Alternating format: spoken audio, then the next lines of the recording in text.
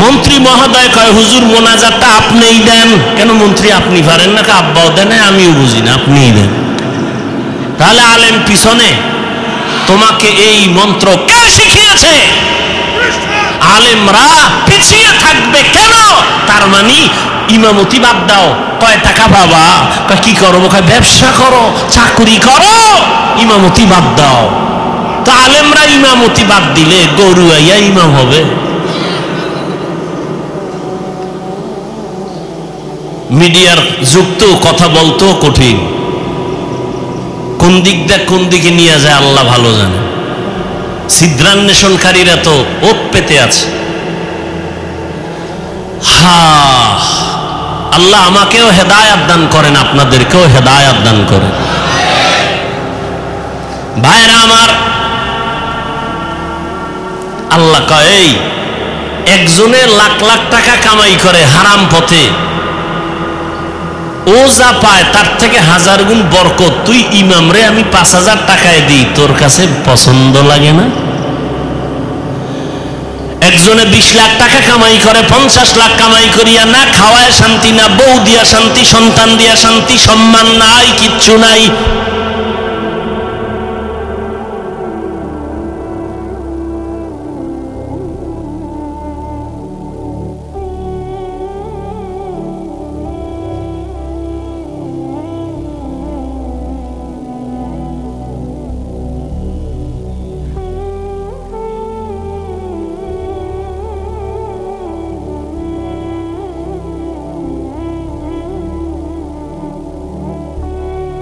লাল্লাহু মুহাম্মাদুর রাসূলুল্লাহ। কি ভাই, জিকির কোন হিসাবের না আল্লাহ? তো জিকিরের সাথে আপনাদের দুশ্মনী আছে? আমি সেদিনও কিতাবে দেখছি, আল্লাহর জমিন ও আসমানের মধ্যে আল্লাহর নামের যত জিকির, শ্রেষ্ঠ জিকির হলো এই জিকির, লা ইলাহা ইল্লাল্লাহ, লা ইলাহা ইল্লাল্লাহ, লা ইলাহা ইল্লাল্লাহ, লা ইলাহা ইল্লাল্লাহ, লা ইলাহা ইল্লাল্লাহ। কত মজার জিকির! আহ, জিক্রে হক আমদ গদাই রূহে রা, মরহম আমদ ই দিলে মজরুহে রা। যেই বান্দা মিষ্টি খায় না সে মজা বুঝে, যে দধি খায় না সে দধির মজা বুঝে না, যে কুমিল্লার রসমালাই খায় না সে কুমিল্লার রসমালাইয়ের মান বুঝবে না। যেই বান্দা মাওলার নামের জিকির করে না ও জিকিরের মজা কখনো বুঝবে না। আল্লাহর কসম, যত কঠিন থেকে কঠিন মুসিবতে আপনি পড়ে যান, আপনি সাথে সাথে আমার মাওলাকে স্মরণ করেন, লা ইলাহা ইল্লাল্লাহ, লা ইলাহা ইল্লাল্লাহ, লা ইলাহা ইল্লাল্লাহ, লা ইলাহা ইল্লাল্লাহ। অর্থ কি? ও আল্লাহ, আপনি ছাড়া আর কোনো আমার ইলাহ নাই, কোনো রাজ্জাক নাই, কোনো মাহবুদ নাই, কোনো মাশুক নাই, কোনো মাহবুব নাই। আপনি আমার একমাত্র মালিক। ইজ্জত দেওয়ার মালিক আপনি ছাড়া আমার কেউ নাই, সম্মান দেওয়ার মালিক আল্লাহ, আপনি ছাড়া কেউ নাই, রিজিক দেওয়ার মালিক আপনি ছাড়া আমার কেউ নাই। ও আল্লাহ, আমার সম্মান আপনি হেফাজত করেন, ইজ্জতের হেফাজত করেন, রিজিকের ব্যবস্থা করেন। ও আল্লাহ, মুসিবত থেকে হেফাজত করেন। এই নিয়তে জিকির করবেন, জিকির করবেন মোহাব্বত লাগাইয়া, কোনো তাবিজ লাগবে না। এটাই হলো মুসিবত থেকে হেফাজতের বড় তাবিজ। ইমাম সাহেবরা তাবিজ লেখেন, আপনারা আবার রাগ করেন না। যাগো তাবিজ লাগবে এরা তো দরজায় গিয়ে সিরিয়াল দিবেই। ভাইরা আমার, কি কথা জানি বলতেছিলাম, গেছে, ভুলে গেছে আধা মিনিটে। ওলামায়ে কেরাম, আল্লাহ পাক রব্বুল আলামিন বলে, তাকায় দেখ দুনিয়ার মানুষ কোটি টাকা কামাই করিও শান্তি নেই, তোরে 5,000 টাকায় কেমন শান্তি দিছি জানোনি? মাসে মাসে 5 লাখ টাকা কামাই করে ঘরের মধ্যে খাওয়ার মতো পেটওয়ালা সংখ্যা আছে মাত্র কম, কারণ ওরা পেটওয়ালা খানার সংখ্যা কমাইছে, ট্যাবলেট খাইয়া সন্তান বাড়ায় না। আর তুই চাকরি করো, মসজিদে খেদমত করো, বেতন 10,000, মাদ্রাসায় পড়ো 10,000, 5-7 মাস বাকি, তোর ঘরে খানেওয়ালার সংখ্যাও বেশি না? কারণ আমরা তো ট্যাবলেট খাই না। আমরা তো রসুলের ওই হাদিসটা যেদিন শুনলাম, ওই বাড়ির মাইয়া বিয়া করবি যেই বংশে সন্তান বেশি হয়, কারণ কিয়ামতের ময়দানে আমি মুহাম্মদ অন্য নবীর উম্মতের তুলনায় আমি বেশি উম্মত নিয়ে গর্বের সাথে জান্নাতে যাব। ভাইরা আমার, কিন্তু কথা কেমনে বলি, বড় কঠিন। যারা স্লোগান দেয় ট্যাবলেট খাইয়া, ছেলে হোক মেয়ে হোক দুটার বেশি না, একটা হলে ভালো হয়, না হইলে আরো ভালো। এই ট্যাবলেটওয়ালারা বলো 20 বছর আগের তুলনায় বর্তমানে মানুষের সংখ্যা বাংলাদেশে কম না বেশি? তো ট্যাবলেট কই? তোমরা যে সন্তান বন্ধ করলা জন্ম নিয়ন্ত্রণ করিয়ে, কই কমাইতে তো পারলা না। কারণ কি? বান্দা চাইলে কিছুই হয় না, আমার আল্লাহ চাইলে সব হয়। আল্লাহ যা চাইবেন তাই হবে, বান্দা যা চাবে তা হবে না। তবে হ্যাঁ, বান্দা চাইলেও হবে যদি বান্দার চাওয়াটা আল্লাহর চাওয়ার সাথে মিলে যায়। ভাইরা আমার, আল্লাহ পাক চাইছেন মানুষ বাড়াবেন। এখন বেঈমানের কথা, কমাও কমাও, মানুষ কমাও কেন? দুইটা কথা, দুইটা স্লোগান কারা, মানুষ বেশি হলে থাকবে কই, খাবে কি? এই স্লোগান দুইটা। আল্লাহ কয় দোনোটার চাবি আমার হাতে রাখছি, মানুষ কই থাকবে ব্যবস্থা আমি করব, মানুষ কি খাবে ব্যবস্থা আমি করব। মুরব্বীরা বলেন তো, 1% জায়গা বুঝেন না? মুরব্বীরা বলেন না কেন? কয় শতাংশ? 1% জায়গায় যেই পরিমাণ ধান হইতো 20 বছর আগে, এখন কম না বেশি? বাড়াইছে সরকার। আপনার আব্বা কে বাড়াইছে? আগে 10টা পেয়ারা খাইলেও জিব্বায় টের পায় না কি খাইছি, আর এখন 1টা কেজি পেয়ারা একজনে খাওয়া যায় না। এই খানার বরকত কে দিছে? ওয়াতারযুকু মান তাশাউ বিগাইরি হিসাব।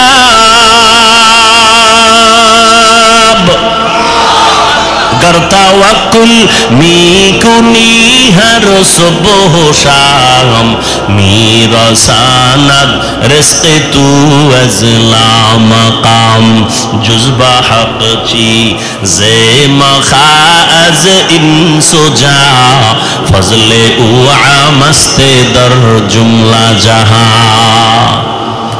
রিজিক আগের তুলনায় বরকত বাড়ছে না? এখন কিন্তু খাওয়ার মানুষ নাই, খানা আছে অনেক, খাওয়ার মতো মানুষ নাই। 10 জনের খানা একজনে খাইতে পারতো, এই মানুষও ছিল না, এখন নাই। এখন নাই, কিন্তু কিলাকিলিটা আছে। খাইতে চাই বেশি, পারবে আধা কেজি, কিন্তু 1 কেজি নিয়ে টানাটানি। ডাক্তার বলছে মিষ্টি খাওয়া হারাম, হয়ে গেছে সবে বরাতে মিষ্টি আনতে মসজিদে তবারক। 1 পটলা নিয়ে 1 হাতে পকেটে নিয়ে আর 1 হাত বাড়াইছে আর 1 পটলা নেওয়ার জন্য। আছে না নাই? একজনের পিছন দিয়ে তাকায় দেখে আমি একটাই ভাই না, ও একটা ভাই আর একটা লই টানে কেন? ও পিছনের ডালই টান দিছে। টান যখন দিছে 2 জনের ভিতরে লাগছে ঝগড়া, কিলেগিলি। শেষ পর্যন্ত একজনও আর খাইতে পারল না, খালি হাতে বাড়ি। খাইতে পারে না, কিন্তু খাওয়ার আগ্রহ নিয়ে জুলুম পর্যন্ত মানুষ করে, গরিবের উপরে জুলুম করে। আল্লাহ বলেন দেখ, রিজিকের চাবি আমার হাতে রাখলাম। এই চাবিটা দুনিয়ার কারো কাছে দেয় নাই আল্লাহ। যদি সরকারের হাতে দিতেন, দুনিয়ার কোনো কোটিপতির হাতে দিতেন, আমগো হুজুর গো কত আগে না খাওয়া মেরে ফেলতো, ঠিক না? কিন্তু আল্লাহ দেখছেন নি, মহামারী করোনা চোখে আঙ্গুল দিয়ে আল্লাহ দেখাইয়া দিলেন। সারা দুনিয়াটা স্তব্ধ হয়ে গেল, চাকরি বন্ধ, ব্যবসা বন্ধ, স্কুল বন্ধ, কলেজ বন্ধ, ট্রেন বন্ধ, প্লেন বন্ধ, দোকান বন্ধ, সব বন্ধ হয়ে গেল। তাকায় দেখছো আল্লাহর কোরআনের একটা মাদ্রাসাও বন্ধ হয় নাই। কয়জন হুজুর না খাইয়া মারা গেছে করোনার সময়, ভিক্ষা করছে, কিছু দাও। আল্লাহ তাদের অল্প টাকা দেয়, কিন্তু এর মধ্যে বরকত অনেক বেশি। বরকত বুঝেননি? একজনে 3 প্লেট খাইয়া কয় আরো কিছু দে থাকলে, আর একজনে 1 প্লেট দিয়া 4 জনে খাইয়াও কিছু থেকে যায়, পেটে খাওয়ার জায়গা নাই, ক্ষুধা নাই। এ হলো বরকতি খানা। আল্লাহ রিজিকে বরকত দেয়। কেউ খাওয়ার পরে কয় বাথরুমের দরজা তাড়াতাড়ি খোল, আমার পেটের অবস্থা বড় খারাপ, নিম্ন চাপ শুরু হয়ে যাচ্ছে। আর একজনে খায় দিব্যি আরামে ঘুমায়, কোনো টেনশন নাই, কোনো রোগ নাই, ডাক্তার নেই। আল্লাহ বলেন, ওরে বান্দা তাকায় দেখ, ইহুদি খ্রিস্টান সমস্ত দুনিয়ার বিধর্মীরা চায় ইসলামের আলো বন্ধ হয়ে যাক। আমার আল্লাহ বলেন, আমি আলোটা কেমনে জ্বালাইছি দেখছুনি? করোনায় সব বন্ধ, কোরআনের আলো বন্ধ নাই। কোন হুজুর না খায় মরে নাই। কেমন কুলাঙ্গার সন্তান! বাবায় করোনায় আক্রান্ত, ছেলেরা ট্রিপল মাস্ক লাগায় বাবার কাছেও যায় না করোনা। এলাকার গরিবের টাকা দিয়ে কয় লাশটা বাইরে ফেলে রাস্তায়। টাকা পায় গরিবেরা বাবার লাশটা রাস্তায় ফেলে আসলো। সন্তানরা দরজা জানালা আটকায় দিল, জানালা খুলি একবারও তাকায় নাই বাবার লাশটা কি কুত্তায় খাইলো নাকি জানাজা হলো, আর দেখেই নেই। কি হইল? ওই করোনার সময় শত শত লাশ। ইতিহাস ভুলে যাইও না রে যুবক, ওই করোনার সময় শত শত লাশ। আমার দেশের কিছু পুলিশ ভাইরা আর অধিকাংশ টুপিওয়ালা ওলামায়ে কেরামরা এই করোনার লাশগুলো নিজের কাঁধে নিলেন, গোসল করাইলেন, কাফন পরাইলেন, দাফন পরাইলেন। একজন হুজুরেও করোনায় মরে না। আল্লাহ চোখে দেখায় দিলেন আঙ্গুল দিয়ে। এরপরও যারা দেখবে না, কি আর করার? যে দেখবে না সে আমি হাফিজুর রহমানেরটা দেখবে তো পরের কথা, মক্কা মদিনার ইমামেরটা দেখবে দূরের কথা। স্বয়ং রাসূল যদি বয়ান করে এরপরও কপালে কালেমা আসবে না। এরকম 2-1টা বেঈমানের নাম আপনারা জানেন না, যে রাসূলের বয়ান শুনিয়াও কালেমা পড়ে না। এরকম বেঈমানের নাম জানেননি? কে কে? আবু জাহাল নামের বেঈমান হাতের মুষ্টির মধ্যে পাথর নিয়ে কয়, ভাতিজা বলতে পারো হাতের মুষ্টির মধ্যে কি আছে? তা বলতে পারলে কি হইব? আমি এখন তোমারে নবী মানবো, কালেমা পড়ো। নবী বলেন, আমি হাতের মুষ্টিতে কি আছে জানি না। কেন জানো না? আমি গায়েবের মালিক না, তবে হাতের মুষ্টিতে যা আছো, নবী ইশারা করলেন, ও মুষ্টির ভিতরে যা আছো একটু আওয়াজ দাও। সাথে সাথে আবু জাহালের হাতের পাথরগুলো কালেমা পড়া শুরু করলো। আবু জাহিল্লা পাথরগুলো মাটির মধ্যে ফালায় কয়, মুহাম্মদ বড় জাদুকর। নবীজির বয়ান শুনিয়াও কপাল পরা কালেমা পড়ে না। আর আমার মাওলা যদি কপাল খুলে দেন, নবীকে জবাই করতে আসিয়াও কালেমার মালা গলায় লাগা। কে কে? মান ইয়াহদিল্লাহু ফাহুয়াল মুহতাদ ওয়া মান ইউদ্লিল ফালান তাজিদা লাহু ওয়ালিয়াম মুরশিদা। রহমতের নবীর আলোচনা করতেছিলাম। রহমতের নবী উম্মতের মাঝে 2টা জিনিস রেখে গেলেন, কোরআন আর সুন্নাহ। কোরআন হাদিস একটু আগেই কিন্তু বলছি জান্নাতের ঠিকানা আছে কোরআন হাদিসের ভিতরে, কিন্তু নবী কোরআন আর হাদিস রেখে গেলাম বলেন নাই, বলছেন আমি কোরআন আর সুন্নত রেখে গেলাম। এই 2টা জিনিস আঁকড়াইয়া ধরো, ঈমানও যাবে না, সম্মানও যাবে না। এই পৃথিবীর বর্তমান পরিস্থিতি বড় খারাপ। মুমিনের জন্য ফিলিস্তিনের মুসলমানের করুণ হালাত, ওদিকে আসামের মুসলমান, চেচনিয়া বসনিয়ার মুসলমান, সারা দুনিয়ার বার্মার মুসলমান সহ কি এক করুণ অবস্থার মধ্যে। আল্লাহর শুকর যার কাছে আল্লাহর কোরআন আর সুন্নত যতটুকু আছে তার সম্মান ততটুকুই আছে। এখনো আছে নাই? পারে না কোরআনওয়ালাদের মেরে ফেলবে, কিন্তু না, আল্লাহ যদি বাঁচায় রাখেন, হেফাজত করেন, কেউ তার ক্ষতি করতে পারে নাই, পারবেও না। পিছনে পিছনে ধৈরা ফেলামু, অমুক হুজুরের সাইজ করে দেবো। আল্লাহর কুদরত যদি ইখলাস নিয়ে চলে, পৃথিবীর নিকৃষ্ট সন্ত্রাসীও যদি আইসা দাঁড়ায়, আলেমের পিছনে যাই বলুক, সামনে আইসা শুধু চেহারাটার দিকে নজর দিলে মোমের মতো বেঈমান দুর্বল হয়। কুদরত কার? এরে আল্লাহর বান্দারা, রহমতের নবী বলেন, ইলমের চাবি আমি উলামায়ে কেরামের হাতে দিয়ে গেলাম। উলামায়ে কেরামদের থেকে তোমরা জান্নাতের ঠিকানা নাও, তাদের থেকে নিয়ে তোমরা জান্নাতের পথে চলো, সুন্নাত অনুযায়ী চলো। রহমতের নবী এমন একটা টাইমে মদিনা মক্কা নগরীতে আসলেন, যেই মানুষগুলো চরিত্রহীন, খারাপ, নারীদের পছন্দ করে না, বিধবারে পছন্দ করে না, কন্যাদের পছন্দ করে না, বাবা কন্যা হলেই মনটা বেজার, লজ্জায় মাথা উঁচু করে না। কেন? কন্যা হইছে, মানুষ খারাপ বলবে। বর্তমান ১৫০০ বছর পরেও কিছু কুলাঙ্গারের বাচ্চা এই জমিনে আছে, কন্যা হলে বউয়ের সাথে ঝগড়া করে, ছেলে হলো না কেন, মেয়ে হলো কেন? আছে না নাই? ছেলে মেয়ে কি স্ত্রী দেয়? যদি তাই মনে করো তো দোষ তো স্বামী। স্ত্রী তো তোমার জিনিসটাকে বহন করে, কষ্ট করে, না খানা না ঘুম, কষ্ট করে তোমার জিনিসটাকে আমানতের সাথে রক্ষা করে, তাকে পুরস্কার দেওয়া উচিত। কথা ঠিক না? জীবনের মূল কষ্ট মায়ের প্রসব বেদনা, সাত আসমান সাত জমিন তখন মায়েরই মাথায়। জীবনের মূল কষ্ট মায়ের প্রসব বেদনা, সাত আসমান সাত জমিন তখন মায়েরই মাথায়। আমার সুন্দর মুখ দেখে মার, আমার সুন্দর মুখ দেখে মায়ের ব্যথা যায় দেয় হাসাইয়া। ও আমার প্রাণের মা, মা গো মা, কোথায় গেলে মোরে ছাড়িয়া? জনম দুঃখী ইয়াতীম আমি, চায় না কেহ ফিরিয়া।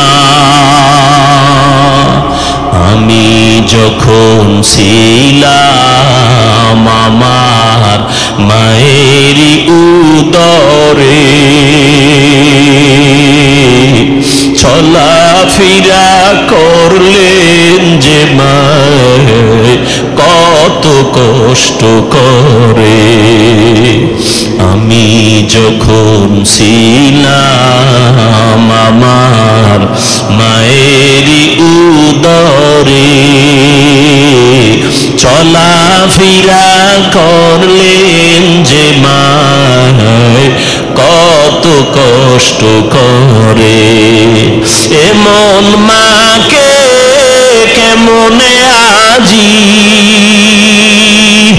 এমন মাকে কেমনে আজি যাব আমি ভুলিয়া।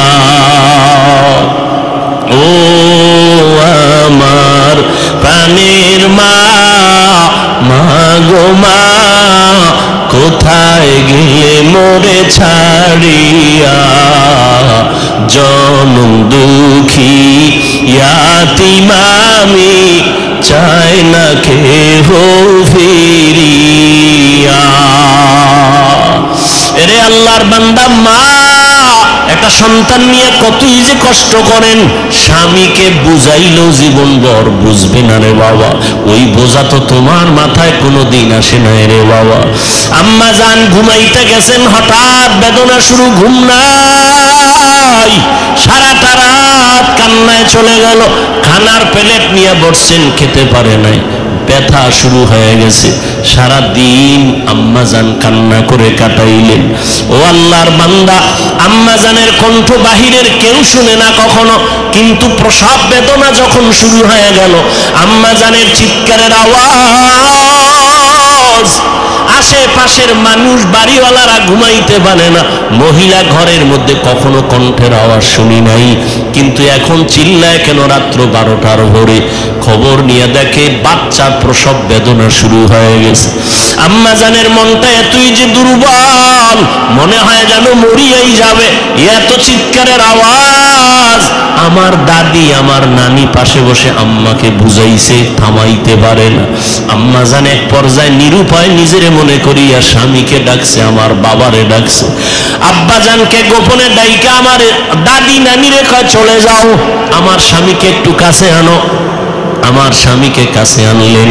আম্মা জান স্বামীর হাতটা ধইরা চোখের পানি ছেড়ে কাঁদে আর কয়, স্বামী, আমি আপনার ঘরে সংসার করতে গিয়ে কত বেয়াদবি করেছি, আপনার যেইভাবে খেদমত করা দরকার আমি করতে পারি নাই। দয়া করে আপনি আমার দাবিটা ছেড়ে দেন, আমাকে মাফ করে দেন। আব্বা জান বলে, বিবি তুমি এমন কেন করো? বলে, আমার মাথায় মনে হয় 7 আসমানের বোঝা চেপে আছে, আমার মনে হয় আমি মরিয়া যাব, আর দুনিয়ার সূর্য বুঝি দেখতে পারবো না। প্রসব বেদনা সহ্য করতে পারি না রে স্বামী। বাবা সান্ত্বনা দিয়া কয়, ধৈর্য ধারণ করো, আমি আল্লাহর কাছে দোয়া করতেছি। দিনদার স্বামী গিয়া নামাজের মুসাল্লায় দাঁড়াইয়া একটা চিৎকার দিয়া কয়, রে মালিক, কুদরতের ক্ষমতা জাহের করে দাও। আমার স্ত্রী মরণাপন্ন অবস্থায় বাচ্চা প্রসবের বেদনা সহ্য করতে পারে না রে আল্লাহ, কুদরতের সাথে তুমি আসান করে দাও। ও আল্লাহর বান্দারা, ওই প্রসব বেদনায় মা যতটা কান্না করেছেন, যতটা কষ্ট করেছেন, তুমি আমি সারা জিন্দগির কামাই রুজি আর চামড়া খুলিয়াও যদি মাকে জুতা বানায় দেই, কোনদিন মায়ের ঋণ আদায় করা কোনো সম্ভব হবে না। ও আল্লাহর বান্দারা, আমার মায়ার নবী এই মায়ের সম্মান বজায় রেখেছেন, কন্যাদের উপরে যেন জুলুম না হয়। ওই আরবের মুশরিক বেঈমানেরা ঘুরে আর কয়, মুহাম্মদের কপাল খারাপ, কারণ আর ছেলে নাই, ওর আছে কন্যা, মরিয়া গেল ওর ইজ্জত আর বংশকে রক্ষা করবে। নবীর মনে কষ্ট, আল্লাহ পাক সান্ত্বনা দিলেন, ইন্না আতাইনা কাল কাউসার, ও নবী আপনাকে কাউসার দান করছি, টেনশন নাই। নবী খুশি হইয়া জাতির সামনে চিল্লায় বলতেছেন, ও দুনিয়াওয়ালারা, আমি কেমন আল্লাহর প্রিয় বান্দা জানোনি, অথচ আমার একটা ছেলেও নাই, আমি 4 কন্যার বাবা। তোমরা কন্যাদের উপরে জুলুম করবা না, এ নিমক হারাম, ও কুলাঙ্গার, ছেলে হইলে খুশি, মেয়ে হইলে কষ্ট পাও, কি লাভ? 10টা ছেলে যদি হয় আর বাবার ইজ্জত নষ্ট করে, এই ছেলের কোনো দরকারই নাই। একটা মেয়ে যদি পাও, আল্লাহর শুকর আদায় করিও, 10টা সন্তানের উপকার একটা মেয়ের দ্বারা আল্লাহ ব্যবস্থা করে দিবেন।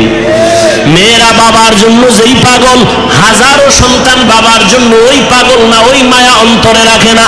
যার কন্যা আছে সে ছাড়া বুঝানো যাবে না। মেয়েরা বাবার জন্য যে কত আসে, বাবা যদি একটু অসুস্থ হয়ে যায়, ছেলেরা বিরক্ত হয়, এত অসুস্থ হসপিটালে কে নিবে? কিন্তু মেয়ে যখন শুনে, খানা বন্ধ করে দেয়, পাগলের মতো দৌড়ায়। বাবার অসুস্থ খবর পাইয়া বলে, আমি আর ঘরে থাকবো না। বাবায় কই? বলে হসপিটালে। কয়, দৌড়াও। ওই মেয়েটা বাবার কাছে যায়, বাবা এত কষ্ট পাইও না, কাঁদিও না। একটা মেয়ে বাবার জন্য এতটাই ফেদা, এতটাই মায়া মোহাব্বত নিয়ে চলে। একটা মেয়ে চায় তার কলিজাটা কাইটা বাবার জন্য দিয়ে দিবে। ওই মেয়ে পাইয়া যারা খুশি না, তোমাদের কপাল বড় খারাপ। নবী বলেন একটা কন্যা পাইছো, একটা জান্নাতের মালিক হয়ে গেছো। দুইটা কন্যা পেয়েছো, দুইটা জান্নাতের মালিক হয়ে গেছো। আমার মায়ার নবী ওই চরিত্রহীন মানুষগুলোর জমিনে আইসা আমার নবী তাদের আলিঙ্গন করলেন, বুকে লাগাইলেন। তোমার আমার মতো সি সি কইয়া বেনামাজিরে তাড়ায়া দেন নাই। আল্লাহর নবী ওরা গালি দেয়, নবী আরো কাছে যায়। ওরা লাত্তি দেওয়ার চেষ্টা করে, নবী আরো কাছে যায়। ওরা গালি দেয়, ওরা বদনাম করে, নবী প্রশংসা করে। ওরা জবান বন্ধ রাখে, বেজার হয়, নবী বারবার হাসি দেয়, আসো। নবী এমন ভাবে তাদের এই মোহাব্বতের বন্ধনে আবদ্ধ করলেন। মাত্র 13 বছরের ব্যবধানে মক্কার মানুষগুলো এত দামি হয়ে গেল। নবী একটা বেতের বাড়িও দেন নাই, একটা গালিও দেন নাই। নবী চোখ গরম করে কারো দিকে তাকান নাই। নবী গালি শুনছেন কিন্তু জবাব দেন নাই। মাত্র 13 বছরের ব্যবধানে এই মক্কার চরিত্রহীন মানুষগুলো এত দামি হয়ে গেল। আল্লাহ জিব্রাইল আমিনরে পাঠায় বলে, যাও লিস্টি দিয়া দিলাম, লিস্টির মধ্যে নাম আছে, নবীকে বলো ঘোষণা দিয়া দেয় এই লিস্টিতে যাদের নাম আছে সবাই বিনা হিসাবে জান্নাতি। রহমতের নবী অল্প টাইমের ভিতরে মক্কার মানুষগুলোকে জান্নাতি মানুষে পরিণত করে ফেললেন। সুন্দর আখলাক আর ব্যবহার। একদিকে নবী দাওয়াত দেন, অন্যদিকে নবী আল্লাহর কাছে সারা রাত দোয়া করেন, আল্লাহ ওই মানুষটা বুঝে না, হেদায়েতের দরজা খুলে দাও, ওই মানুষগুলোকে দিনের পথে আনো। তায়েফের ময়দানে আমার নবীর আদর্শের দিকে তাকাও। তায়েফের ময়দানে ওই কাফের ওরা সবাই নবীজিরে দেখে ছোট ছোট বাচ্চাগুলোরে লেলিয়ে দিল, বলে পাথর মেরে মক্কার এই পাগলটারে তাড়ায়া দাও। মায়ার নবীরে যখন পাথর মারে বৃষ্টির মতো রক্তগুলো পড়ে পড়ে নবীজির জুতা মোবারক আটকায়া গেছে। নবী চোখের পানি ছেড়ে কাঁদে, আল্লাহ সহ্য করতে পারলেন না। ও জিব্রাইল আমার নবীরে গিয়া বলো এখনই তায়েফের জমিন উল্টায় সব ধ্বংস করে দেই। জিব্রাইল আইসা বলেন, ইয়া রাসূলুল্লাহ আল্লাহ পাকের হুকুম, আপনি বললে তায়েফের জমিন উল্টায় দিব, সব মেরে ফেলবো। মায়ার নবী কাঁদেন আর বলেন, না না এদের মারবা না, এরা চিনে না, এরা বুঝে না আমি মুহাম্মদকে। আমার মাও নাই, বাবা নাই, আমি বড় ইয়তীম, দুনিয়াতে বাবা বলে ডাকতে পারি নাই। 6 বছরে মা হারায় ফেললাম, আমি বড় অসহায়। তবে এদের মারিও না, একদিন এদের দ্বারা দিনের বড় উপকার হবে। আমার মায়ার নবীকে যতই ওরা গালি দিত, আমার নবী একটা গালিও দেন নাই, জবাবও দেন নাই। নবীর আদর্শ দিয়া মক্কার জমিনটাকে জান্নাতি মানুষ বানায় দিলেন সব। ও আল্লাহর বান্দারা, ওই রহমতের নবী কেমন আদর্শ কায়েম করে দিলেন। যুবকদের নবী বলে গেলেন, যুবকের আমি মুহাম্মদের উপকার করেছে, বুড়ারা আমি মুহাম্মদের বিরোধিতা করেছে। ও যুবক বাবা, কয়দিন আর দুনিয়াতে বাঁচবা? আমি কিন্তু এতক্ষণ চিল্লাইলাম, তোমার পায়ে ধরে ধরে বয়ান করলাম। কুত্তার মতো সারাটা দেশে ওলামায়ে কেরাম দৌড়ায় আর বয়ান করে, পাও ধরে। ও আল্লাহর বান্দারা, বিনিময়ে তোমরা একটা টাকাও দাও না, বরং গালি দাও, বিরোধিতা করো। এরপর আলেমরা কিন্তু এর গালির জবাবও দেয় না, বরং দেখলে হাসি মুখে সালাম দেয়, মোহব্বতের সাথে বুকে লাগায়। এর একটাই মাত্র কারণ, নববী আদর্শে তারা চলতেছেন, দুনিয়ার মানুষের দিনের পথে ডাকতেছেন। ও যুবক বাবারা, আজকে আমি এই কথা বলি নাই তুমি আজকে আমার মতো পাগড়ি লাগাও, স্কুল কলেজে তালা লাগায় মাদ্রাসায় চলে আসো।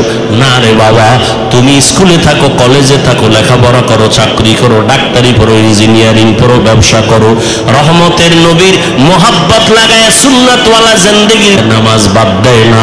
ও আল্লাহর বান্দা যুবক, তুমি কেন পারবা না? ও পর্দার আড়ালের আম্মা জানেরা, আপনাদের অবদানের কারণেই তো এই দুনিয়াতে সন্তান ভালো হয়, খারাপ হয়। যত ভালো সন্তান আছে আপনাদের অবদান আর মেহনত আর দোয়া। ও ও আম্মা জানেরা, আপনাদের আল্লাহ নবী বানান নাই, তবে নবীদের মা বানাইছেন। আপনারা আলেমদের মা, আপনারা হাফেজদের মা, আপনারা ভালো ভালো সন্তানদের মা। এরে আম্মা জান, আপনি তো আয়েশা রাদিয়াল্লাহু আনহার মতো দামি নারী, ফাতেমা রাদিয়াল্লাহু আনহার মতো দামি নারী, আপনি তো খাদিজা রাদিয়াল্লাহু আনহার মতো দামি নারী, ইসমাঈল নবীর মা হাজরা আলাইহিস সালামের মতো দামি নারী। আপনারা তো এত দামি, এত মর্যাদা আল্লাহ আপনাদের দান করেছেন। আপনারা ঈসা নবীর মা মারিয়াম আলাইহিস সালামের মতো দামি নারী। আপনার মতো কত মা, কত বোন এখনো আছে, নামাজ পড়ে, পর্দা করে, স্বামীর মাল হেফাজত করে, সন্তানগুলোকে দিনের পথে মেহনত করে, মোবাইলে সময় নষ্ট করে না। এরে আম্মা জানেরা, আপনারা কেন পারবেন না? একটা সন্তানকে কোরআনওয়ালা বানায়া ডাক্তার বানাবেন, কোরআন পড়াইয়া ইঞ্জিনিয়ার বানাবেন, কোরআন পড়াইয়া নামাজি একজন প্রফেসর বানায়া যাবেন। ওই সন্তান ডাক্তারি করলেও কোরআন পড়িয়া মা বাবার জন্য দোয়া করবে। এমন একটা আদর্শ সন্তান দুনিয়াতে রেখে যাবেন। ও সন্তানেরা, মা বাবার দোয়া নাও, বেঁচে থাকলে মায়ের কাছে যাও। মাকে যদি বলো, মা এই যুবকেরা দেখলাম কত তওবা করলো, কান্না করলো, আমার তওবার নিয়তি আসে না, কান্নাও আসে না, কারণটা কি? মনে হয় আল্লাহ আমার গুনার কারণে বেজার হয়ে গেছে, দিলটা পাথর হয়ে গেল, চোখে পানি নাই। মা তুমি মাথায় হাত দিয়ে একটু দোয়া করে দাও। তুমি যদি দোয়া করো, আল্লাহ পাক কবুল করে আমাকে হয়তো রাস্তা খুলে দিবেন। মা যদি দোয়া করে দেয়, কপাল খুলে যাবে।